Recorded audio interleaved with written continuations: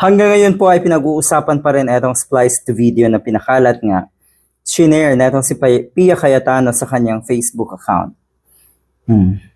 Ang pinakalayunin na itong si Pia Cayetano dito ay lalong gaguhin, utuin, walang hiyain ang mga DDS. So kung ikaw ay napaniwala nung shinare na video na yon, spliced video na yon, na itong si Pia Cayetano, ikaw ang kinawawa ni Pia Cayetano. Ikaw ang ginawang bobo ni Pia Cayetano. So doon sa mga taong hindi naniniwala, may common sense yung mga yan. Alam nila ang totoo, pinanood nila ng buo ang totoo. Ito na yung sinasabi na out of context. Ito yung gustong gawin na itong mga katulad ni Pia Cayetano. Lituhin at paniwalain ang mga kababayan natin na ang mga katulad ni Chel Jokno ay kaya niya. Hindi, Pia Cayetano. Hindi mo kinaya. Niwala sa kalingkingan. Balikan lang natin itong video nga na ito. Siguro naman ay napanood nating lahat.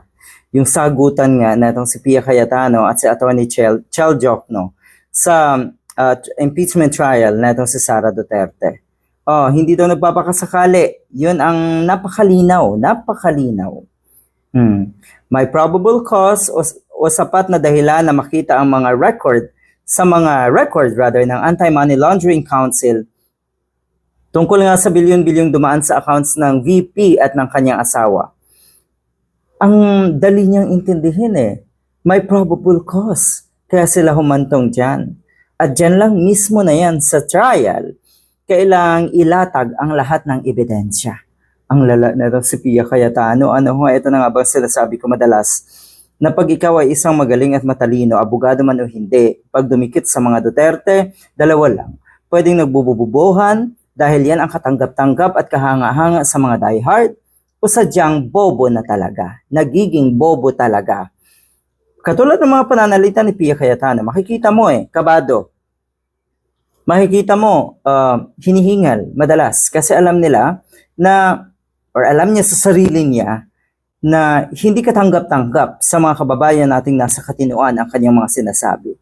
Nakakakaba yun, na ang ipiplease mo ay yung mga tanga at bobo.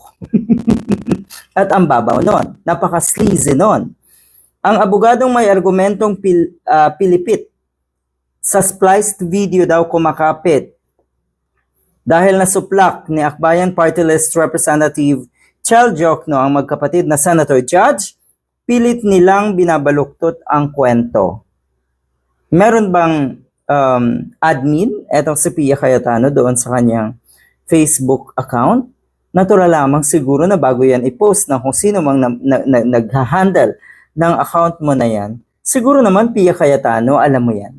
Dapat alamin mo muna, dapat tignan mo muna kung yan ba ay ikabubuti at ikasisira mo. Sa puntong ito, iniisip siguro na itong si Pia Cayetano na ikabubuti niya yan sa mata ng mga tanga at bobo. Yun na lang siguro Doon na kayo kumakapit Kasi akala nyo yung numero ng mga tanga at bobo ay mananatiling kasing dami ng iniisip nyo. Hindi.